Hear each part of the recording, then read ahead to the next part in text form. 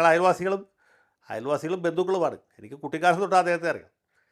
അപ്പോൾ അതുകൊണ്ടാണ് ഇങ്ങനൊരു സംഭവം ഉണ്ടായത് അറിഞ്ഞപ്പോൾ തന്നെ ഇതിന് പുറകിൽ പുള്ളിയായിരിക്കും എന്ന് ഞാൻ ഊഹിച്ചത്. ചെറുപ്പം മുതൽ അദ്ദേഹത്തിൻ്റെ സ്വഭാവത്തിന് അത്തരത്തിലുള്ള ഒരു രീതി ഉണ്ടെന്നാണോ അങ്ങ് പറയുന്നത്? അദ്ദേഹത്തിൻ്റെ സ്വഭാവത്തിൽ ഇങ്ങനെ ഒരു എലമെൻറ്റും ഉണ്ട്. ഇപ്പോൾ ഈ കേസിൽ ദിലീപ് എന്ന് പറഞ്ഞ സിനിമാറിൻ്റെ ഇൻവോൾവ്മെൻറ്റിനെ കുറിച്ച് എനിക്കൊരു സംശയമില്ല. എനിക്ക് യാതൊരു സംശയമില്ല. ഇത് പറയുമ്പോൾ ഞാൻ ഉറപ്പിച്ച് പറയുകയാണ്. പക്ഷേ എൻ്റെ ബോധ്യമല്ലല്ലോ. ഈ ദിലീപ് പുണ്യവാനാണ്, പരിശുദ്ധനാണ് എന്ന് പറയുന്ന ആളുകൾ നമ്മുടെ നാട്ടിലെ ചില ഹിന്ദുത്വ സൈബർ തീവ്രവാദികളാണ്. അത് ശ്രദ്ധിച്ചു. ഓക്കെ. ഈ കേസ് വിധിച്ച ജഡ്ജി CPM തൃശ്ശൂർ ജില്ലാ സെക്രട്ടറിയുടെ മകളാണ്. ജഡ്ജി പ്രകടമായിട്ടും പ്രതികൾക്ക് അനുകൂലമായിരുന്നു, അല്ലെങ്കിൽ പ്രോസിക്യൂഷന് എതിരായിരുന്നു. പക്ഷേ വിധി വന്നപ്പോൾ 1 മുതൽ 6 വരെ പ്രതികളെ ശിക്ഷിച്ചിരിക്കുകയാണ്. അവർ കുറ്റക്കാരെന്ന് കണ്ടെത്തി. ദിലീപിന് മാത്രം ഒരു ആനുകൂല്യം കിട്ടിയുള്ളൂ.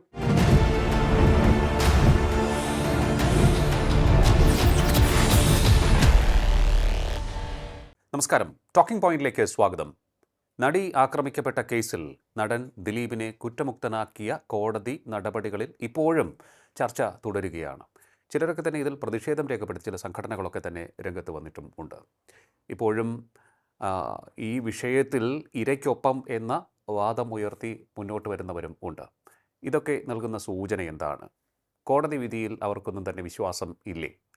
പരിശോധിക്കാൻ നമുക്ക്. നമ്മോടൊപ്പം ചേരുകയാണ് രാഷ്ട്രീയ നിരീക്ഷകൻ അഡ്വക്കേറ്റ് A. ജയശങ്കർ. നമസ്കാരം സർ, ടോക്കിംഗ് പോയിന്റിലേക്ക് സ്വാഗതം. നമസ്കാരം. സർ, ഈ കോടതി വിധി വന്നതിന് ശേഷം ഒരുപാട് ചർച്ചകൾ നടന്നു, ഇപ്പോഴും തുടരുന്നു.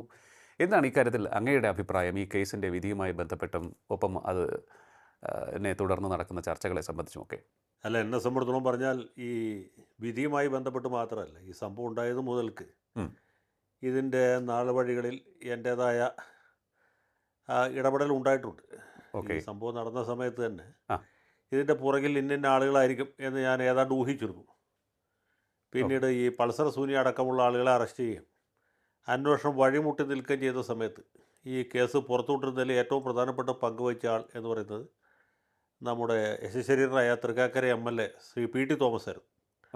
PT തോമസ് കൃത്യസമയത്ത് അവിടെ ലാലിൻ്റെ സ്റ്റുഡിയോയിൽ ചെല്ലുകയും ഈ അതിജീവിതയെ കാണുകയും അവരുടെ കണ്ണീരിൽ കുതിർന്ന കഥന അവിടെ വെച്ച് അറിയുകയും ചെയ്തില്ലായിരുന്നെങ്കിൽ ഒരു പക്ഷേ നേരം വെളുക്കുന്നതിന് മുമ്പ് ഈ സിനിമാ രംഗത്തുള്ള മാഫിയ ഈ പ്രശ്നം ഒത്തീർപ്പാക്കി ഒരു പരാതി പോലും ഇല്ലാതെ തീർക്കുമായിരുന്നു. അതൊക്കെ ചെയ്യാൻ പറ്റിയ വലിയ ഖലന്മാരാണ് ഇതിൻ്റെ പുറകിലുള്ളത്. സിനിമാ രംഗത്ത് വലിയ മാഫിയ പ്രവർത്തിക്കുന്നുണ്ട്.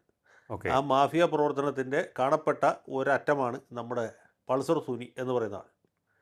അപ്പോൾ ഇതിൽ വലിയ ഗൂഢസംഘങ്ങൾ പ്രവർത്തിക്കുന്നുണ്ട്. അതിൽ പണത്തിൻ്റെ വലിയ ഇടപാടുണ്ട്. ചില പ്രധാന നടന്മാർക്കും സിനിമയെ നയിക്കുന്ന മറ്റ് ഗൂഢശക്തികൾക്കും ബന്ധമുണ്ട്, പങ്കുണ്ട്.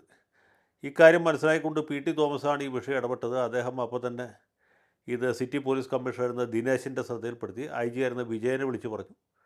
പോലീസ് മേധാവിയായിരുന്ന ലോക്നാഥ് ബെഹ്റയെ വിളിച്ചു പറഞ്ഞു. നിശ്ചയമായിട്ടും ഇതിൽ അന്വേഷണം ഉണ്ടാകും എന്ന് ഉറപ്പുവരുത്തിയതിന് ശേഷമാണ് അദ്ദേഹം അവിടെ നിന്ന് പോയത്. പിറ്റേ ദിവസം അദ്ദേഹം രമേശ് ചെന്നിത്തല നടത്തുന്ന ഒരു ഉപവാസ സമരത്തിൽ പങ്കെടുക്കാനായിട്ട് ഹരിപ്പാട്ടേക്ക് പോകുന്നു. അപ്പോഴത്തേക്ക് ഇവിടെ മനോരമയുടെ ലോക്കൽ പേജിൽ ഒരു വാർത്ത വരുന്നു. ലോക്കൽ പേജിൽ വന്ന വാർത്ത കണ്ട് മനോരമയുടെ TV ചാനലാണ് ഇത് ബ്രേക്ക് ചെയ്യുന്നത്. പിന്നീട് മറ്റ് ചാനലുകൾ ഏറ്റുപിടിച്ചു. ആദ്യഘട്ടത്തിൽ നമ്മുടെ വിവരദോഷികളായ മാധ്യമപ്രവർത്തകർ ഈ നടിയുടെ പേരടക്കമാണ് റിപ്പോർട്ട് ചെയ്തത്. പിന്നീട് വീണ്ടും വിചാരമുണ്ടായിട്ട് ഈ നടിയുടെ പേര് പിൻവലിച്ചു. ഒരു പ്രമുഖ നടി എന്ന രീതിയിൽ വാർത്ത കൊടുത്തു. അതിൽ അന്വേഷണം വഴിമുട്ട് എന്ന അവസ്ഥയിൽ പൾസർ സൂനി അറസ്റ്റ് ചെയ്തു, മറ്റ് പ്രതികളെ അറസ്റ്റ് ചെയ്തു.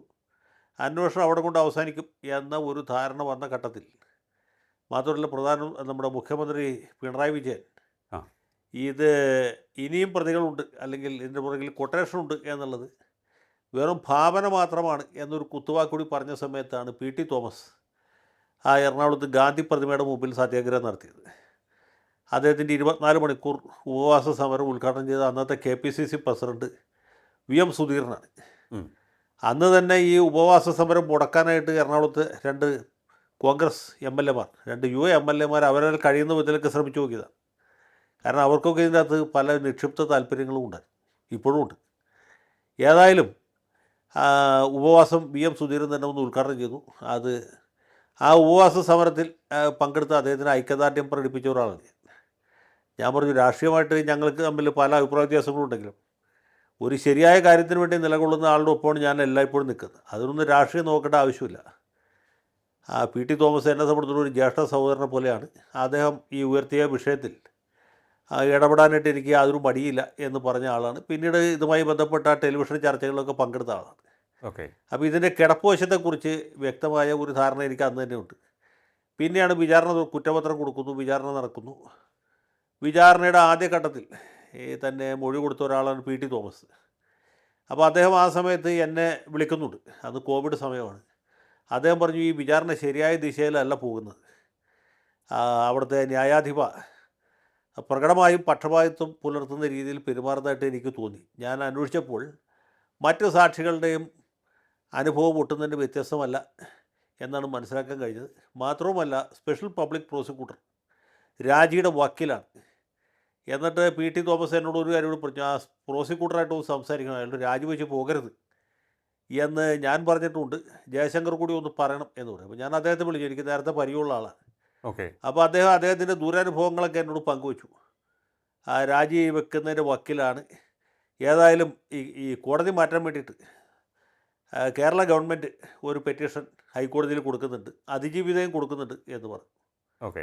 അപ്പോൾ ഞങ്ങളൊക്കെ വിചാരിച്ചത് കോടതി മാറ്റാനുള്ള ഉത്തരവുണ്ടാവും എന്നാണ്. പക്ഷേ നിർഭാഗ്യവശാൽ അതുണ്ടായില്ല. അതേ കോടതിയിൽ തന്നെ വിചാരണ തുടരണം. പ്രതികൾക്കും പ്രോസിക്യൂഷനും ആർക്കും പരാതിക്ക് ഇട നൽകാത്ത രീതിയിൽ വേണം ട്രയൽ മുന്നോട്ട് കൊണ്ടുപോകാൻ എന്ന രീതിയിലൊരു നിർദ്ദേശത്തോടെ ഇത് അവസാനിപ്പിക്കുകയാണ് ചെയ്തത്. അതിനെതിരെ സുപ്രീം കോടതിയിൽ പോയെങ്കിലും ഫലമൊന്നും ഉണ്ടായില്ല. ഏതാണ്ട് ഇതേ വിധി സ്ഥിരീകരിക്കുകയാണ് ചെയ്തത്. അതിനുശേഷം ആ പ്രോസിക്യൂട്ടർ രാജിവെച്ച് പോയി. പിന്നീട് വന്ന പ്രോസിക്യൂട്ടറും ഇതേ അനുഭവം ഉണ്ടായതിനെ തുടർന്ന് രാജിവെച്ച് പോയി. അതിനുശേഷമാണ് തിരുവനന്തപുരത്തുകാരനായ അഡ്വക്കേറ്റ് രാജകുമാർ ഇതിൻ്റെ പ്രോസിക്യൂട്ടറായിട്ട് ചുമതലയേറ്റതും അദ്ദേഹം ഏറെക്കുറെ സാഹസികം എന്ന് തന്നെ പറയാവുന്ന രീതിയിൽ വിചാരണ പൂർത്തീകരിച്ചു. അപ്പോൾ ഇതിൽ പല വളവുകളും തിരിവുകളും കയറ്റങ്ങളും ഇറക്കങ്ങളൊക്കെ ഉണ്ടായിട്ട്, അപ്പോൾ ആ നാൾ വഴിയൊന്നും പങ്കുവെക്കാൻ ഞാൻ ആഗ്രഹിക്കുന്നില്ല. ഇതിൻ്റെ വിധി വരുന്നതിന് മുമ്പ് തന്നെ ഒരു കാര്യം ഉറപ്പായിരുന്നു, ഈ കുറ്റകൃത്യത്തിൽ നേരിട്ട് പങ്കെടുത്ത ആളുകൾ 1 മുതൽ 6 വരെ പ്രതികൾക്ക് ശിക്ഷ കിട്ടും. അവരുടെ പേരിലുള്ള കുറ്റം ആരോപണങ്ങൾ സംശയാതീതമായി തെളിയിക്കപ്പെട്ടിട്ടുണ്ട്. പിന്നെ ദിലീപ് അടക്കം ഗൂഢാലോചനയിൽ പങ്കെടുത്തു എന്നാരോപിക്കപ്പെടുന്ന പ്രതികളെ സംബന്ധിച്ചിടത്തോളം തെളിവുകൾ വേണ്ടത്ര ശക്തമല്ല. മാത്രമല്ല, ഇതിൽ പ്രധാനപ്പെട്ട പല സാക്ഷികളും ഈ ദിലീപിനെ കുറ്റകൃത്യവുമായിട്ട് ബന്ധിപ്പിക്കുന്ന സാക്ഷികൾ പലരും കൂറുമാറിയിരിക്കുകയാണ്. അപ്പോൾ പ്രോസിക്യൂഷൻ്റെ കേസ് ആ ഭാഗത്ത് ദുർബലമാണ്. ഇതാണ് അതിനകത്ത് നമ്മൾ മനസ്സിലാക്കേണ്ട ഒരു കാര്യം. അപ്പോൾ ആ ഭാഗം ദുർബലമായതുകൊണ്ടാണ് ദിലീപ് അടക്കം ഗൂഢാലോചനക്കാരായ പ്രതികൾ, അതുപോലെ കുറ്റവാളികൾ ഒളിപ്പിച്ച പ്രതികളൊക്കെ രക്ഷപ്പെട്ടു. അപ്പോൾ നമ്മൾ പ്രതീക്ഷിച്ച രീതിയിൽ തന്നെയുള്ള ഒരു വിധിയാണ് കോടതിയിൽ ഉണ്ടായിട്ടുള്ളത്. ഒരു നീതിന്യായ കോടതിയെ സംബന്ധിച്ചിടത്തോളം പറഞ്ഞാൽ തെളിവാണ് പ്രധാനം.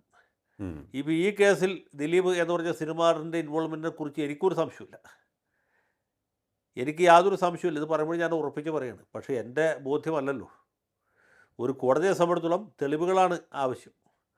അപ്പോൾ മാത്രമല്ല, ഗൂഢാലോചന എന്ന് പറഞ്ഞാൽ തെളിയിക്കാൻ വളരെ ബുദ്ധിമുട്ടുള്ള കാര്യമാണ്. കാരണം ഗൂഢാലോചനയിൽ വേറെ സാക്ഷികളാരും ഉണ്ടാവില്ല. ഈ കുറ്റം ചെയ്ത ആളും അതിനെ പ്രേരിപ്പിച്ച ആളും അതുപോലെയുള്ള ആളുകൾ മാത്രമേ ഉണ്ടാവുള്ളൂ. അതിൽ ഏതെങ്കിലും ഒരാൾ പുറത്ത് വന്നിട്ട് ഇന്നമാതിരി സംഭവം ഉണ്ടായി എന്ന് പറഞ്ഞാൽ മാത്രമേ അത് തെളിയിക്കാൻ പറ്റുള്ളൂ.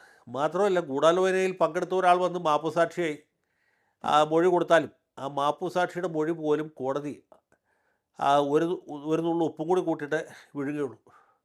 അതേപടി വിശ്വസിക്കുകയില്ല. അതിന് പ്രസിദ്ധമായൊരു ഉദാഹരണം നമ്മുടെ രാഷ്ട്രപിതാവായ ഗാന്ധിജിയെ വെടിവെച്ചു എന്ന കേസാണ്.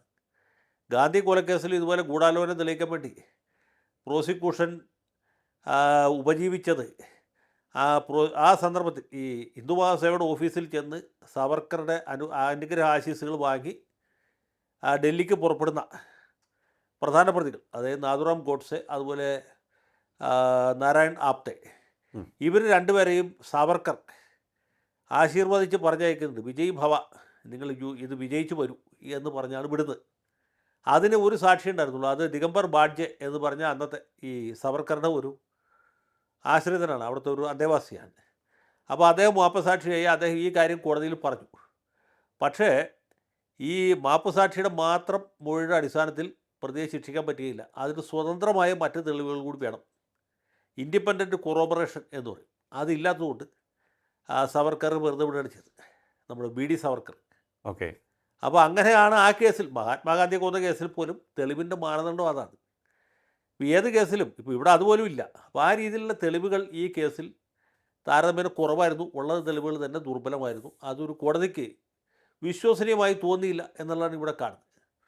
അപ്പോൾ ഈ വിധിയെ സംബന്ധിച്ച് പലർക്കും പല എതിരഭിപ്രായങ്ങളും ഉണ്ട്. അതിന് ഇനി പരിഹാരമാർഗം എന്ന് പറയുന്നത് ഹൈക്കോടതിയിൽ അപ്പീൽ കൊടുക്കുക എന്നുള്ളത് മാത്രമാണ്. അപ്പോൾ ഹൈക്കോടതി ഈ തെളിവും അതുപോലെ രേഖകളും മൊഴികളും എല്ലാം പരിശോധിച്ച് പുനഃപരിശോധിച്ച് ഒരു അന്തിമ വിധി പുറപ്പെടുവിക്കും. അതുവരെ നമ്മൾ ക്ഷമിച്ചിരുന്നേ പറ്റുള്ളൂ. മാധ്യമങ്ങൾക്കും അത് വനിതാവകാശ പ്രവർത്തകർക്കും മനുഷ്യാവകാശ പ്രവർത്തകർക്കും ഈ കാര്യത്തിൽ എന്താണ് ഹൃദയവേദനയുള്ള എല്ലാ ആളുകൾക്കും അതല്ലാതെ വേറെ യാതൊരു പരിഹാരവും നിയമപരമായിട്ട് സാധ്യമല്ല. സാർ, അപ്പോൾ ഈ ഹൈക്കോടതിയിൽ പോയാലും നിലവിൽ കോടതി പരിഗണിച്ച തെളിവുകൾ ദുർബലമാണെങ്കിൽ ഈ ദുർബലമായ തെളിവ് ഹൈക്കോടതിയുടെ മുന്നിൽ എത്തുമ്പോഴും പരിഗണിക്കപ്പെടാനുള്ള സാധ്യതയുണ്ടോ? ഏതാണ് അങ്ങയുടെ അനുമാനം? അല്ല, ദുർബലമായ തെളിവുകൾ എന്ന് തോന്നിയതുകൊണ്ടാണല്ലോ വിചാരണ കോടതി അതെ ദിലീപിനും മറ്റുമൊക്കെ സംശയത്തിൻ്റെ ആനുകൂല്യം നൽകി അവരെ വിട്ടയച്ചു. ഓക്കെ. അപ്പോൾ ഹൈക്കോടതിയെ സംബന്ധിച്ചുള്ള ഈ തെളിവുകൾ പുനഃപരിശോധിക്കാം. പുനഃപരിശോധിച്ചിട്ട് ദിലീപിൻ്റെ ഇൻവോൾവ്മെൻറ്റ് പ്രകടമാകത്തക്ക രീതിയിൽ കിട്ടിയ തെളിവുകൾ പര്യാപ്തമാണോ എന്ന് പുനഃപരിശോധിക്കാം. അപ്പോൾ ദിലീപിന് പങ്കാളിത്തമുണ്ട്, ദിലീപിന് പങ്കുണ്ട് എന്നാണ് ഹൈക്കോടതിക്ക് ബോധ്യപ്പെടുന്നതെങ്കിൽ അദ്ദേഹത്തെ അടക്കമുള്ളവരെ ശിക്ഷിക്കാം. മറ്റേ പ്രതികളുടെ ശിക്ഷ ശരിവെക്കാം, അവരുടെ ശിക്ഷ വർദ്ധിപ്പിക്കുകയോ കുറയ്ക്കുകയോ ചെയ്യാം. അതിനൊക്കെ ഹൈക്കോടതിക്ക് അധികാരമുണ്ട്. അപ്പോൾ അവിടെ നടക്കാൻ പോകുന്നത് ഈ തെളിവുകളുടെ പുനഃപരിശോധനയാണ്. പുതിയ തെളിവുകൾ സാധാരണ രീതിയിൽ ഹൈക്കോടതിയിൽ അനുവദനീയമല്ല. പക്ഷേ ഉള്ള തെളിവുകൾ ഹൈക്കോടതി പുനഃപരിശോധിക്കും. നിയമപ്രശ്നങ്ങൾ രണ്ടാമത് വാദം കേൾക്കും. അങ്ങനെ വിശദമായൊരു വാദത്തിന് ശേഷം ഇതിൽ ഒരു അന്തിമമായ വിധി ഉണ്ടാകും. ഇതിലിപ്പോൾ സമ്മർദ്ദം, അതുപോലെ തന്നെ ഭീഷണി തുടങ്ങിയ കാര്യങ്ങളൊക്കെ തന്നെ പരാമർശിക്കപ്പെട്ടു.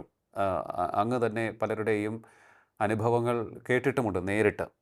അപ്പോൾ അത്തരത്തിലുള്ള സമ്മർദ്ദവും ഭീഷണിയും ഒക്കെ തന്നെ ഉണ്ടെങ്കിൽ അത് സ്വാഭാവികമായും ഇത്രയേറെ ഹെവി വെയ്റ്റുകൾ ഇൻവോൾവ് ആയിട്ടുള്ള കേസാകുമ്പോൾ അത്തരത്തിൽ ഉള്ള വിഷയങ്ങൾ ഉണ്ടാകും. പക്ഷേ ഇതിനെ ടാക്കിൾ ചെയ്യാൻ മറ്റു വശങ്ങളൊന്നുമില്ലേ സർ? അല്ല, ഇങ്ങനെയുള്ള കേസുകളിൽ ഈ പ്രതിഭാഗം വളരെ ശക്തമാകുമ്പോൾ പോലീസും അതനുസരിച്ചുള്ള മറുമരുന്നുകൾ പ്രയോഗിക്കുകയാണ് സാധാരണ ചെയ്യുക. ഒരു കൂട്ടർ ശക്തരാകുമ്പോൾ മറുഭാഗത്തും അതനുസരിച്ചുള്ള ശക്തി വർദ്ധിപ്പിക്കും. അപ്പോൾ ശക്തരായ പോലീസ് ഉദ്യോഗസ്ഥന്മാരെ വയ്ക്കും. പിന്നെ ഈ സാക്ഷികൾ മറുകണ്ഠം ചാടാതിരിക്കാനുള്ള മറ്റ് വഴികൾ ആലോചിക്കും. പ്രോസിക്യൂട്ടർമാരായിട്ട് കൊലകൊമ്പന്മാരെ നിയോഗിക്കും. ഇപ്പോൾ പണ്ടൊക്കെ പ്രമാദമായ കേസാണെങ്കിൽ അഡ്വക്കേറ്റ് കുഞ്ഞിരാമമേനോനായിരുന്നു സ്ഥിരമായിട്ട് പ്രോസിക്യൂട്ടറായിട്ട് വന്നിട്ടുണ്ട്. അല്ലെങ്കിൽ അഡ്വക്കേറ്റ് രത്നസിംഗ് ആയിരുന്നു. അങ്ങനെയൊക്കെയുള്ള പ്രഗത്ഭന്മാരെ സ്പെഷ്യൽ പ്രോസിക്യൂട്ടർമാരായിട്ട് നിയമിക്കും. അവരാണ് പിന്നീട് ഈ മാതിരി കേസുകൾ വളരെ ആത്മാർത്ഥമായിട്ട് ഉഷാറായിട്ട് നടത്തുക.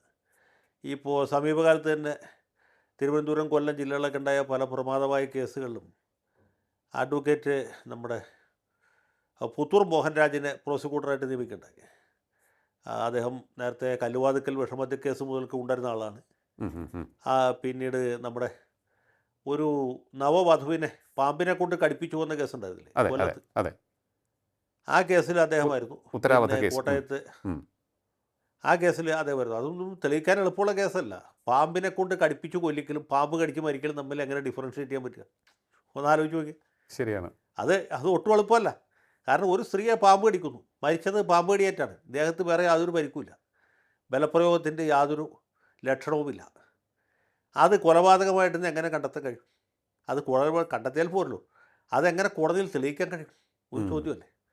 അവിടെ എന്താ ചെയ്തതെന്ന് വെച്ചാൽ ഈ വെറ്ററിനറി സയൻസിൽ വലിയ പാണ്ഡിത്യമുള്ള വിദഗ്ധ സാക്ഷിയെ കൂടുതൽ വിസ്തരിച്ചു. അപ്പോൾ പാമ്പ് കടിയും സാധാരണ പാമ്പ് കടിക്കുമ്പോൾ ഈ രണ്ട് വിഷപ്പല്ലുകൾക്കിടയിലുള്ള സ്ഥലം, അതിൻ്റെ ഡിസ്റ്റൻസ്, അതിൻ്റെ ദൂരവ്യത്യാസമുണ്ടല്ലോ, അതല്ല ഈ കേസിലുണ്ടായിട്ടുള്ള. അതായത് പാമ്പിൻ്റെ പത്തി പിടിച്ച് കടിപ്പിക്കുമ്പോൾ ഇതിൻ്റെ വിഷപ്പല്ലുകൾക്കിടയിലുള്ള അകലം വർദ്ധിക്കും. ഇത് ആ വിദഗ്ധ സാക്ഷി കോടതിയിൽ കൊടുത്ത മൊഴി കോടതി സ്വീകരിക്കും. അങ്ങനെയാണ് ആ കുറ്റം തെളിഞ്ഞത്. അപ്പോൾ അതുപോലെ പ്രഗത്ഭന്മാരായ പ്രോസിക്യൂട്ടർമാരും വിദഗ്ധ സാക്ഷികളും ഉണ്ടാകണം. മനസ്സിലായില്ലേ? അതെ അതെ. അപ്പോൾ അവിടെ കൃത്യം കണ്ട സാക്ഷികളാരുമില്ല, കൃത്യം കണ്ട സാക്ഷികളില്ല, സാഹചര്യ തെളിവുകൾ മാത്രമേ ഉള്ളൂ. അപ്പോൾ ഈ സാഹചര്യ തെളിവ് തന്നെ മൊഴി കൊടുക്കാൻ പറ്റാത്ത പാമ്പാണ്. അതിന് പാമ്പിനെ പോസ്റ്റ്മോർട്ടം ചെയ്തു. പാമ്പിൻ്റെ പോസ്റ്റ്മോർട്ടം റിപ്പോർട്ട് അതിൻ്റെ വിഷസഞ്ചിയിൽ നിന്ന് വിഷം പുറത്തു പോയിരുന്നു എന്ന് തെളിയിക്കാനായിട്ട് ഉപയോഗിച്ചു. പിന്നെ ഈ രണ്ട് പല്ലുകൾക്കിടയിലുള്ള അകലം അത് കോടതിയിൽ തെളിയിച്ചിട്ടാണ് ആ കുറ്റം തെളിയിച്ചത്. അപ്പോൾ അങ്ങനെ പല ഘടകങ്ങളും പല സന്ദർഭങ്ങളും സാഹചര്യങ്ങളും ഒക്കെ കോർത്തിണക്കി കൊണ്ടുപോകണം. അതിന് ഭാഗത്തിന് പ്രഗത്ഭന്മാരായ പ്രോസിക്യൂട്ടർമാർ വേണം. നമ്മൾ ഈ അഡ്വക്കേറ്റ് ജനാർദ്ദനക്കുറുപ്പിൻ്റെ ആത്മകഥ വായിച്ചാൽ മനസ്സിലാവും. എങ്ങനെയാണ് ക്രിമിനൽ കേസിൽ പ്രതിഭാഗം വക്കീലന്മാർ ഓരോ തന്ത്രങ്ങൾ എടുക്കുന്നത്, എങ്ങനെയാണ് പ്രോസിക്യൂട്ടർമാർ അതിന് മറികടക്കുന്നത്. അദ്ദേഹം രണ്ട് ഭാഗത്തും നല്ല എക്സ്പീരിയൻസ് ഉള്ള ആളായിരുന്നു. അപ്പോൾ അദ്ദേഹം വ്യക്തമായിട്ട് വിശദീകരിക്കുന്നുണ്ട്. നമ്മുടെ സാധാരണക്കാർക്ക് വായിച്ച് ഇതിനെക്കുറിച്ച് താല്പര്യമുള്ളവർക്ക് വായിച്ച് പഠിക്കാൻ പറ്റിയൊരു സാധനം. ഓക്കെ. അപ്പോൾ ഇതുപോലെ ഓരോ കേസിലും വലിയ ശ്രമം, വലിയ അധ്വാനം ആവശ്യമുണ്ട്. അപ്പോൾ പ്രതിഭാഗത്ത് ശക്തന്മാർ വരുമ്പോൾ മറുഭാഗത്തും അതിശക്തന്മാർ വരും. അപ്പോൾ മറുഭാഗത്തിൻ്റെ വാദം അത്ര ശരിക്ക് പോയില്ല, ശക്തമായില്ല, മറുവാദം ശരിയായില്ല എന്ന് അത് തന്നെയാണ് കരുതുന്നത്. അല്ല എന്ന് പറയാൻ പറ്റില്ല. കാരണം 1 മുതൽ 6 വരെ പ്രതികളെ ശിക്ഷിച്ചല്ലോ. അവരുടെ ഇൻവോൾവ്മെൻറ്റ് വളരെ കൃത്യമായിട്ട് തെളിയിക്കാൻ പറ്റി. പക്ഷേ ദിലീപുമായിട്ട് കോർത്തിണക്കുന്ന ആ ഭാഗം, പ്രോസിക്യൂഷൻ എവിഡൻസിൻ്റെ ആ ഭാഗം അത്ര തന്നെ ബലവത്തായില്ല എന്നാണ് നമ്മളിപ്പോൾ മനസ്സിലാക്കേണ്ടത്. അതെ. ഓക്കെ. അതിൻ്റെ കാരണം ഈ സാക്ഷികൾ കൂറുമാറിയതും പിന്നെ മറ്റു സാഹചര്യങ്ങളും സിനിമയുമായി ബന്ധപ്പെട്ട എല്ലാ ആളുകളും ദിലീപിന് അനുകൂലമായിട്ട് മൊഴി കൊടുത്തു. അങ്ങനെയൊക്കെയുള്ള പ്രശ്നങ്ങൾ. അപ്പോൾ ഈ പീഡിപ്പിക്കപ്പെട്ട നടിയും പീഡിതനായ പീഡകനായ ദിലീപും തമ്മിൽ യഥാർത്ഥത്തിൽ ഒരു വിരോധമോ വൈരാഗ്യമോ ഉണ്ട് എന്ന് സ്ഥാപിക്കുന്നതിലും പിന്നെ ആ വൈരാഗ്യം ഇതുപോലെ ഒരു ഹീനമായ കുറ്റകൃത്യം ചെയ്യാനായിട്ട് പ്രേരകമായി എന്ന കാര്യമൊക്കെ തെളിയിക്കാൻ ബുദ്ധിമുട്ട് വരും. ഇതെല്ലാം കൂടി കോർത്തിറക്കിയാണല്ലോ. ഒരു പ്രതിയെ ശിക്ഷിക്കാൻ വെച്ച് ഒട്ടും എളുപ്പമുള്ള കാര്യമല്ല നമ്മുടെ രാജ്യത്ത്. നമ്മുടെ രാജ്യത്തെ നിയമ സംവിധാനം എന്ന് പറയുന്നത് പ്രതിയുടെ ഭാഗത്താണ് നിൽക്കുന്നത്, പ്രോസിക്യൂഷൻ്റെ ഭാഗത്തല്ല. പ്രോസിക്യൂഷനെ സംബന്ധിച്ചിടത്തോളം വലിയ ഒരു ബേഡനാണുള്ളത്. പ്രോസിക്യൂഷൻ്റെ ഉത്തരവാദിത്തമാണ് ഈ പ്രതിയാണ് കുറ്റം ചെയ്തത്, ഈ പ്രതിയാണ് അല്ലാതെ ആരുമല്ല കുറ്റം ചെയ്തത്, ഇയാൾക്ക് ഇതിൻ്റെ അകത്തുള്ള ഇൻവോൾവ്മെൻറ്റ് പകൽ പോലെ വ്യക്തമാണ് എന്ന് കോടതിയെ സംശയാതീതമായിട്ട് ഇത് ബോധിപ്പിക്കണം. സംശയം തോന്നിയാൽ കളി കഴിഞ്ഞു. അപ്പോൾ ആ രീതിയിലുള്ള തെളിവ് അവിടെ കൊടുക്കാൻ കഴിയണം. ഓക്കെ. അല്ല, ഇതിപ്പോൾ പ്രതിഭാഗത്തിന് വേണ്ടി ഹാജരായ രാമൻ പിള്ള സർ, അപ്പോൾ അഡ്വക്കേറ്റ് രാമൻ പിള്ള ആൻഡ് അസോസിയേറ്റ്സിൻ്റെ വൈദഗ്ധ്യത്തെക്കുറിച്ചൊക്കെ തന്നെ വലിയ റിപ്പോർട്ടുകളാണ് വരുന്നത്. പക്ഷേ അതിനൊത്തവണ്ണം മറുവശത്തും നിരത്തണമായിരുന്നു വിദഗ്ധരെ. കാരണം മറുവശത്ത് നിന്നവരും മോശമല്ല.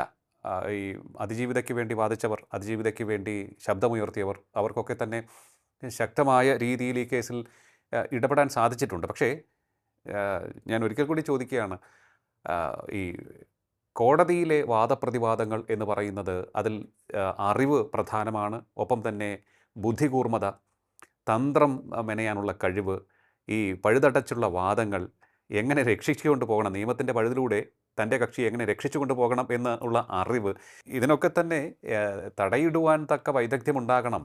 ചിലരൊക്കെ തന്നെ ചില ആക്ഷേപം ഉന്നയിക്കുന്നത് കണ്ടു, എന്തുകൊണ്ട് കുറേ കൂടി കരുത്തുറ്റ ഒരാളെ വാദമേൽപ്പിച്ചില്ല എന്ന്. അല്ല, ഇതൊക്കെ ഈ സന്ദർഭത്തിൽ പലർക്കും നമുക്ക് പല ആക്ഷേപങ്ങളും പലരെ കുറിച്ചും പറയാം. ഈ ആദ്യം നിയമിതനായ വക്കീൽ മോശക്കാരനൊന്നും ആയിരുന്നില്ല. അദ്ദേഹം ആണല്ലോ മറ്റേ സൗമ്യയുടെ കേസൊക്കെ പ്രോസിക്യൂട്ട് ചെയ്ത് ഗോവിന്ദച്ചാമിക്ക് വധശിക്ഷ വാങ്ങിച്ചു കൊടുത്ത്. അദ്ദേഹമാണ് ആദ്യഘട്ടത്തിൽ ഹാജരായത്. കാരണം ഈ സ്ത്രീപീഡന കേസായതുകൊണ്ടും സൗമ്യയുടെ കേസ് ഒരു വിജയിച്ച ഉദാഹരണമായിട്ട് മുമ്പിലുണ്ടായിരുന്നുകൊണ്ടും അദ്ദേഹത്തെ എൻഗേജ് ചെയ്തതാണ്. മുമ്പൊക്കെ എങ്ങനെയാണെന്ന് വെച്ചാൽ ഒരു ഭാഗത്ത് TV പ്രഭാകരൻ അല്ലെങ്കിൽ MN സുകുമാരൻ നായരൊക്കെ വരികയാണെങ്കിൽ മറുഭാഗത്ത് കുഞ്ഞിരാമ മേനോനെ എൻഗേജ് ചെയ്യുമായിരുന്നു പ്രോസിക്യൂട്ടറായിട്ട്. അപ്പോൾ പല കേസുകളിലും അങ്ങനെയൊക്കെ ഉണ്ടായിട്ടുണ്ട്. ഇപ്പോൾ കൊല്ലത്ത് എൻ്റെ ഓർമ്മയിൽ ഇപ്പോൾ മേരിക്കുട്ടി എന്ന് പറഞ്ഞ ഒരു നേഴ്സിനെ അവരുമായിട്ട് ബന്ധമുണ്ടായിരുന്നൊരു വൈദികൻ്റെ പേര് ഞാനിപ്പോൾ ഓർക്കുന്നില്ല. ഒരു പ്രസിദ്ധമായ കേസാണ്. 96-97 കാലത്തൊക്കെ കൊല്ലത്ത് ഉണ്ടായതാണ്. ഫാദർ ആൻ്റണി സേവർ അങ്ങനെ എന്തോ ഒരു പേരാണ്. ഇയാൾ വാടക ഗുണ്ടകളെ അയച്ച് കൊലപ്പെടുത്തി. അത് വലിയ കുളലൊക്കെ സൃഷ്ടിച്ച കേസാണ്. കൊല്ലം സെഷൻസ് കോടതിയിൽ വിചാരണ ചെയ്ത് ഇവരുടെ വീട്ടിൽ വന്ന് ബോംബെറിയുകയും ഈ സ്ത്രീയെ വെട്ടിക്കൊല്ലുകയും ചെയ്തു. വാടക ഗുണ്ടകൾ. ഈ ഗുണ്ടകൾക്ക് താമസ സൗകര്യം ഒരുക്കിയതും അവർക്ക് കുറ്റകൃത്യം കഴിഞ്ഞു വന്നപ്പോൾ പൈസ കൊടുത്തുമൊക്കെ വൈദികനാണ് എന്നുള്ളത് കോടതിയിൽ തെളിയിക്കാൻ പറ്റി. അങ്ങനെ ഗൂഢാലോചന കുറ്റം തെളിഞ്ഞു. വൈദികനെയും തൂക്കിക്കൊല്ലാൻ വിധിച്ചു, 1-ാം പ്രതിയെ തൂക്കിക്കൊല്ലാൻ വിധിച്ചു. അതിൻ്റെ അപ്പീൽ ഹൈക്കോടതിയിൽ വന്നപ്പോൾ ഇവരുടെ ജീവപര്യന്തമാക്കി കുറച്ചു, പ്രതികളുടെയൊക്കെ ശിക്ഷ ശരിവെച്ചു. അപ്പോൾ ഗൂഢാലോചന അടക്കം തെളിയിച്ചു. അത് കുഞ്ഞിരാമേനോൻ സാറായിരുന്നു സ്പെഷ്യൽ പ്രോസിക്യൂട്ടർ. അപ്പോൾ അത്രയും പ്രഗത്ഭന്മാരായ വക്കീലന്മാർ പ്രോസിക്യൂട്ടറുമായിട്ട് വരണം. ഇപ്പോൾ പുത്തൂർ മോഹൻരാജിൻ്റെ കാര്യം ഞാൻ പറഞ്ഞാൽ അതുപോലെയാണ്. അദ്ദേഹത്തിൻ്റെ ഗുരുനാഥനായിരുന്നു MK ദാമോദരൻ. ഈ MK ദാമോദരനെതിരായിട്ട് മോഹൻരാജ് നമ്മുടെ SME പീഡന കേസ് എന്ന് പറയുന്ന സംഭവം ഉണ്ടായിരുന്നു പണ്ട്. ഓക്കെ. ലിയോക്ക് ഓർമ്മയുണ്ടോയെന്ന് എനിക്കറിയില്ല. ഉമ്മൻചാണ്ടിയുടെ ആദ്യത്തെ മന്ത്രിസഭയുടെ സമയത്താണ്, 2004-2006 കാലത്ത്. നമ്മുടെ ഇപ്പോഴത്തെ ശ്രീജിത്ത് അന്ന് കോട്ടയത്തെ SP ആയിരിക്കുന്ന സമയത്താണ് ഈ കേസ് ഉണ്ടാകുന്നത്. കോട്ടയത്തെ സ്കൂൾ ഓഫ് മെഡിക്കൽ എഡ്യൂക്കേഷനിലെ ഒരു വിദ്യാർത്ഥിനിയാണ്, സീനിയർ വിദ്യാർത്ഥികൾ റാഗിങ്ങിൻ്റെ മറവിൽ ബലാത്സംഗം ചെയ്തു എന്നുള്ളൊരു കേസ്. ആ കേസിൽ M.K. ദാമോദരനാണ് പ്രതികൾക്ക് വേണ്ടി ഹാജരായത്. M.K. ദാമോദരൻ്റെ ജൂനിയറായിരുന്ന ആളാണ് ഈ പുത്തൂർ മോഹൻരാജ്. ആ മോഹൻരാജ് ദാമോദരനെ തോൽപ്പിച്ച് പ്രതികൾക്ക് കടുത്ത ശിക്ഷ വാങ്ങിക്കൊടുത്തു എന്നുള്ളതാണ്.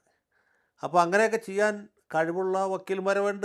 നമ്മൾ ചെറുപ്പക്കാരാണ്, അല്ലെങ്കിൽ താരതമ്യേന പ്രായം കുറഞ്ഞവരാണ്, എക്സ്പീരിയൻസ് കുറഞ്ഞവരാണെന്ന് വെച്ച് താഴ്ത്തി കെട്ടേണ്ട ആവശ്യമില്ല. പക്ഷേ നേരത്തെ പറഞ്ഞ പോലെ ഈ കോടതിയിലെ അന്തരീക്ഷം വളരെ വളരെ ഹോസ്റ്റൈലായിരുന്നു എന്നാണ് ഇതുമായി ബന്ധപ്പെട്ട എല്ലാ ആളുകളും പറയുന്നത്. ഓക്കെ. അത് ആദ്യത്തെ പ്രോസിക്യൂട്ടർ എന്നോട് പറഞ്ഞിട്ടുണ്ട്, P.T. തോമസ് പറഞ്ഞിട്ടുണ്ട്. പിന്നെ ഇപ്പോൾ കേസ് നടത്തിയ ശ്രീ അജകുമാറും ഇപ്പോഴല്ല, നേരത്തെ ഇതിൻ്റെ വിചാരണ നടക്കുന്ന സമയത്ത് ഒരു ദിവസം എറണാകുളത്ത് കോടതിയിൽ വെച്ച് കണ്ടപ്പോൾ എന്നോട് പറയേണ്ടതായിട്ട്. അപ്പോൾ അങ്ങനെ ആ ഒരു സുഖകരമല്ലാത്ത അന്തരീക്ഷത്തിലാണ്, പ്രക്ഷുബ്ധമായ കാലാവസ്ഥയിലാണ് ഇതിൻ്റെ വിചാരണ പൂർത്തീകരിച്ചത്. അതുമാത്രമല്ല, ഓരോ സാക്ഷികളെയും എത്ര ദിവസമാണ് വിസ്തരിച്ചത്, ഏതാണ്ട് 480 ദിവസമായിട്ട് ഇതിൻ്റെ വിചാരണ നീണ്ടു. അതിൽ പ്രധാന അന്വേഷണ ഉദ്യോഗസ്ഥനായിരുന്ന DYSP ബൈജു പൗലോസിന് മാത്രം 103 ദിവസവും 104 ദിവസമായിട്ട് എതിർവിസ്താരം നടത്തിയെന്ന് പറഞ്ഞു. അത് ഒരു പക്ഷേ ലോക റെക്കോർഡായിരിക്കും. ഒരു അന്വേഷണ ഉദ്യോഗസ്ഥന് 100 ദിവസത്തിലധികം ആ എതിർവിസ്താരം നടത്തുക എന്ന് പറഞ്ഞാൽ ഈ IV ശശിയുടെ അങ്ങാടി അല്ലെങ്കിൽ ഈ നാട് മുതലായ സിനിമകൾ ഓടിയ പോലത്തെ ഒരു ഓട്ടമായിരുന്നു ഈ അന്വേഷണ ഉദ്യോഗസ്ഥൻ്റെ ക്രോസ് വിസ്താരം. അല്ല, ഇത്തരത്തിലുള്ള കേസുകളിൽ അങ്ങ് പറഞ്ഞു, ഇപ്പോൾ അങ്ങയുടെ അനുഭവം പങ്കുവെച്ചു പലരും, ഇത് സമ്മർദ്ദമുണ്ടായിട്ടുണ്ട്, ഹോസ്റ്റൈലായിട്ടുള്ള അറ്റ്മോസ്ഫിയർ ആയിരുന്നു എന്ന്. ഇത്തരത്തിലുള്ള അറ്റ്മോസ്ഫിയർ സൃഷ്ടിക്കപ്പെടുന്നത് ഏത് വിധത്തിലാണെന്നാണ് ഇവരൊക്കെ പറയുന്നത്? അത് പറയാൻ പറ്റുമോ അങ്ങേക്ക്? അല്ല, അവർ പറഞ്ഞനുസരിച്ചാണെങ്കിൽ ഈ പ്രതിഭാഗത്തിന് ഇത് രണ്ട് ഭാഗവും സന്തുലിതമായിട്ട് കൊണ്ടുപോകണമല്ലോ. പ്രോസിക്യൂട്ടർക്ക് കുറ്റം തെളിയിക്കാനും പ്രതിഭാഗത്തിന് കുറ്റം ചെയ്തിട്ടില്ല എന്ന് സ്ഥാപിക്കാൻ രണ്ടുപേർക്കുള്ള അവസരം, അല്ലെങ്കിൽ രണ്ടുപേരുള്ള ആ കോടതിയിലെ ബാലൻസ് വളരെ പ്രധാനമാണ്. ഇവിടെ ആ രീതിയിലൊരു ബാലൻസ് ഉണ്ടായിരുന്നില്ല. പ്രോസിക്യൂട്ടർ ഒരു ഭാഗത്ത് ഒറ്റയ്ക്ക്, പ്രതികൾക്ക് വേണ്ടിയിട്ട് 10-30 വക്കീൽമാർ, 30 വക്കീൽമാർ, 8, 9, 10 പ്രതികളാണുള്ളത്. അതിൽ ശരിക്കും 3-4 വക്കീൽമാരുടെ ആവശ്യമുള്ളൂ. കാരണം ഒരു വക്കീലിന് 2-3 പ്രതികൾക്ക് വേണ്ടിയിട്ടോ. ആ ഓരോ വക്കീലും വരുന്ന ഒരു വലിയ വ്യൂഹം അഭിഭാഷകരുമായിട്ടാണ്. അവരൊക്കെ കോടതിയിൽ വന്നുണ്ടാക്കുന്ന ഒരു വലിയ കലബിലയുടെയും ഒച്ചപ്പാടിൻ്റെ ഒരു അന്തരീക്ഷം, അതിനെ ഫലപ്രദമായിട്ട് നിയന്ത്രിക്കുന്നതിന് ഈ ജഡ്ജിക്ക് സാധിക്കുന്നില്ല എന്നുള്ളതായിരുന്നു ഇവർ പറഞ്ഞ ഒരു പരാതി. മാത്രമല്ല, പ്രതിഭാഗം ഉന്നയിക്കുന്ന എല്ലാ തർക്കങ്ങളും സഹർഷം സ്വാഗതം ചെയ്യും, അത് അംഗീകരിക്കുകയും ചെയ്യും. പ്രോസിക്യൂട്ടർ ഉന്നയിക്കുന്ന തർക്കങ്ങളും തടസ്സവാദങ്ങളൊന്നും ഗൗനിക്കാതിരിക്കുകയും ചെയ്യും എന്നുള്ളതൊക്കെയായിരുന്നു ഇവരുടെ പരാതി. അത് സുരേഷനും പറഞ്ഞത് തന്നെയാണ്, അത് തന്നെയാണ് അജകുമാറും പിന്നീട് പറഞ്ഞത്. ഓക്കെ. അത്തരത്തിലൊരു പക്ഷപാതം കാണിക്കുവാൻ ന്യായാധിപന്മാർക്ക് സാധിക്കുമോ സാർ നമ്മുടെ സിസ്റ്റത്തിൽ? അല്ല, എൻ്റെ അനുഭവത്തിൽ ഇതുവരെ അങ്ങനെ ഉണ്ടായിട്ടില്ല ഒരു കോടതിയിലും. എൻ്റെ അനുഭവത്തിൽ കഴിഞ്ഞ 36-37 കൊല്ലത്തിനിടയ്ക്ക് ഞാൻ ഹാജരായ ഒരു കോടതിയിലും, അത് ഹൈക്കോടതിയിലായാലും വിചാരണ കോടതിയിലാണെങ്കിലും, അത്രയും ഒരു ഇംബാലൻസ് ഒരിക്കലും ഞാൻ കണ്ടിട്ടില്ല. അങ്ങനെ ഒരു വളരെ പക്ഷപാതിത്വപരമായ, വളരെ പ്രകടമായിട്ട് പക്ഷപാതിത്വം കാണിക്കുന്ന ഒരു ജഡ്ജിയെ കണ്ടിട്ടില്ല. ഇനി ജഡ്ജിമാർക്ക് പക്ഷപാതിത്വം ഉണ്ടാകാം. ഒരു ജഡ്ജി ഒരു പ്രതിയെ സഹായിക്കണമെന്ന് വെച്ചാൽ ഇങ്ങനെയൊന്നും കാണിക്കേണ്ട ആവശ്യമില്ല. ഞാൻ പറഞ്ഞ മനസ്സിലായി. ഓക്കെ. ഒന്നും പറയാതെ ശാന്തമായിരുന്ന് ഈ പറഞ്ഞ കാര്യങ്ങളൊക്കെ എഴുതിയെടുത്തിട്ട് പ്രതിക്ക് സംശയത്തിൻ്റെ ആനുകൂല്യം കൊടുത്ത് വെറുതെ വിടാം. ആർക്കും ഒരു ആക്ഷേപം ഉണ്ടാവില്ല, ഒരു പരാതി ഉണ്ടാവില്ല. അങ്ങനെ ചെയ്യാമായിരുന്നു. ഇനിയിപ്പോൾ ഈ പർട്ടിക്കുലർ ജഡ്ജിക്ക് അവർ പ്രതികളോട് അമിതമായ ആനുകൂല്യം കാണിക്കുന്ന ആളാണെന്നോ, അല്ലെങ്കിൽ പ്രോസിക്യൂഷനോട് വലിയ വിപ്രതിപത്തി വെച്ച് പുലർത്തുന്ന ആളാണ് എന്നോ വിചാരിക്കുകയാണെങ്കിൽ തന്നെ ഓക്കെ, അവർക്ക് ശാന്തമായിട്ടും നിശബ്ദമായിട്ടും ഇത് തന്നെ ചെയ്യാമായിരുന്നു. അങ്ങനെ ചെയ്യുന്നവരാണ് കൂടുതൽ, പ്രത്യേകിച്ച് എന്തെങ്കിലും താല്പര്യമുണ്ടെങ്കിൽ. അപ്പോൾ ഈ പ്രത്യേക ജഡ്ജി എന്തോ അവർക്ക് മാത്രം അറിയാവുന്ന കാരണത്താൽ നിരന്തരമായി പ്രോസിക്യൂഷനെ ഡീമോറലൈസ് ചെയ്യും, സാക്ഷികളെ ഓട് പരുഷമായിട്ട് പെരുമാറുകയും, പ്രത്യേകിച്ച് സ്ത്രീകളായ സാക്ഷികളോട് പരുഷമായിട്ട് പെരുമാറുകയും, ഈ വരുന്ന ആളുകൾക്ക് ഈ കോടതിയിൽ വന്ന് തെറ്റായിപ്പോയി എന്നൊരു തോന്നലുണ്ടാക്കുന്ന രീതിയിലുള്ള അനുഭവം ഉണ്ടാക്കുകയും ചെയ്തു എന്നുള്ളതാണ് പരാതി.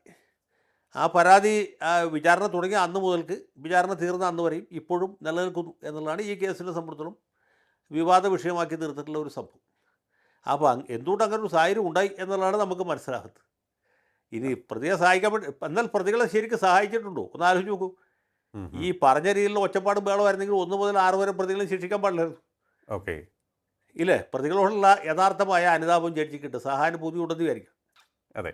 ഈ പ്രോസിക്യൂട്ടർമാർ പറഞ്ഞ പോലെ, അല്ലെങ്കിൽ P.T. തോമസ് മറ്റ് സാക്ഷികൾ അനുഭവിച്ച പോലെ ഒരു വലിയ ഒരു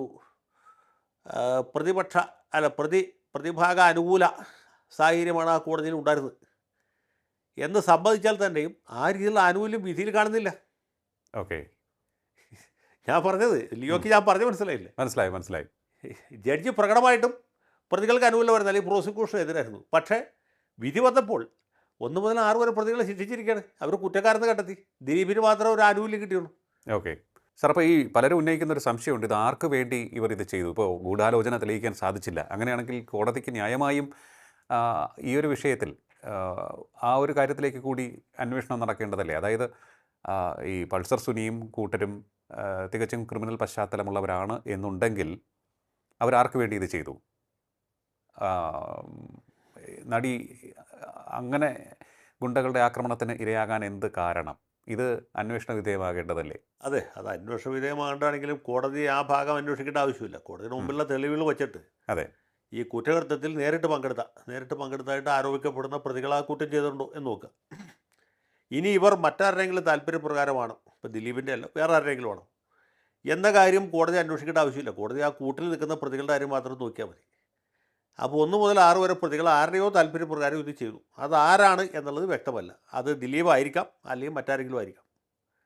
അപ്പോൾ കോടതി 1 മുതൽ 6 വരെ പ്രതികളുടെ പേരിൽ കുറ്റം കണ്ടെത്തിയിരിക്കുന്നു, അവരെ ശിക്ഷിക്കും. മറ്റ് പ്രതികളുടെ കാര്യത്തെക്കുറിച്ച് കോടതി നോക്കേണ്ട ആവശ്യമില്ല. അത് കോടതിയുടെ ലുക്കൗട്ടിൽപ്പെട്ട കാര്യമല്ല. ദിലീപിന് വേണ്ടിയിട്ടല്ല എന്ന് കോടതി, അല്ലെങ്കിൽ ദിലീപിന് വേണ്ടിയാണ് എന്ന് തെളിയിക്കാൻ വേണ്ടത്ര മെറ്റീരിയൽ കോടതിയുടെ മുമ്പിലില്ല. അതുകൊണ്ട് ദിലീപിന് ഒഴിവാക്കി. ഇതാണ് സംഭവിച്ചത്. തനിക്കെതിരെ ഗൂഢാലോചന നടന്നു എന്നാണ് ഇപ്പോൾ ദിലീപ് പറയുന്നത്. അതിനെതിരെ നിയമ നടപടിക്ക് ഒരുങ്ങുകയാണ് എന്നും അദ്ദേഹം സൂചന നൽകിയിരുന്നു. ആ ഒരു വിഷയത്തിൽ നിയമപരമായിട്ടുള്ള സ്കോപ്പ് എത്രത്തോളമാണ്? അതൊക്കെ അദ്ദേഹത്തിൻ്റെ ചില ഉണ്ടയില്ല വെടികളാണ്.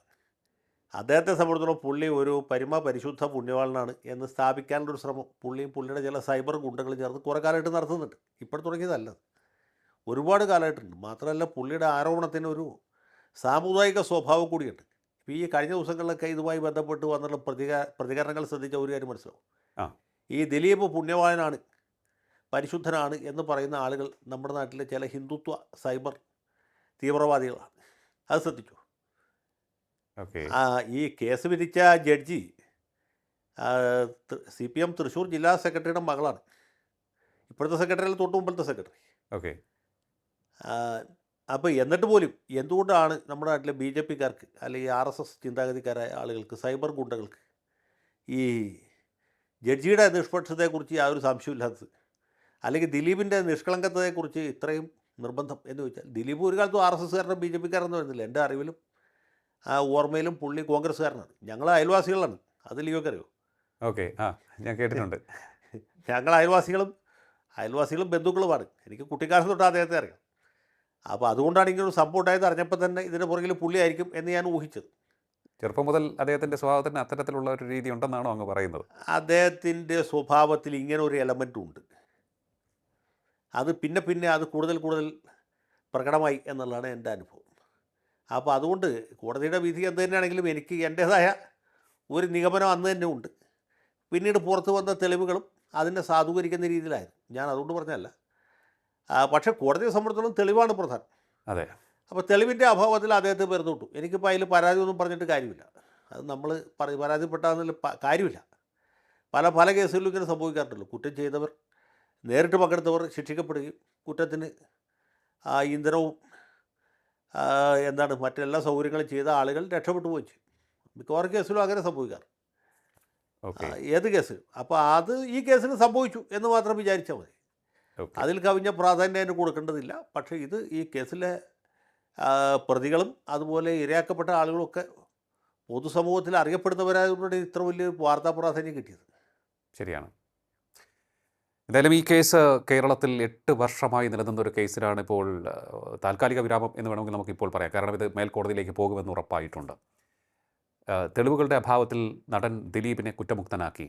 പക്ഷേ ഈ കേസിൻ്റെ വിചാരണ വേളയിൽ പലപ്പോഴും സംശയകരമായിട്ടുള്ള പലതും സംഭവിച്ചിട്ടുണ്ട് എന്ന് പ്രോസിക്യൂട്ടർമാരായി ഈ കേസിൽ ഇടപെട്ടിട്ടുള്ളവർ പരാതി പറഞ്ഞതായാണ് അഡ്വക്കേറ്റ് ജയശങ്കർ പറഞ്ഞിരിക്കുന്നത്. തീർച്ചയായിട്ടും അത് വളരെ ആശങ്ക ജനിപ്പിക്കുന്ന കാര്യമാണ് എന്നുള്ളതും ഇവിടെ വ്യക്തമാവുകയാണ്.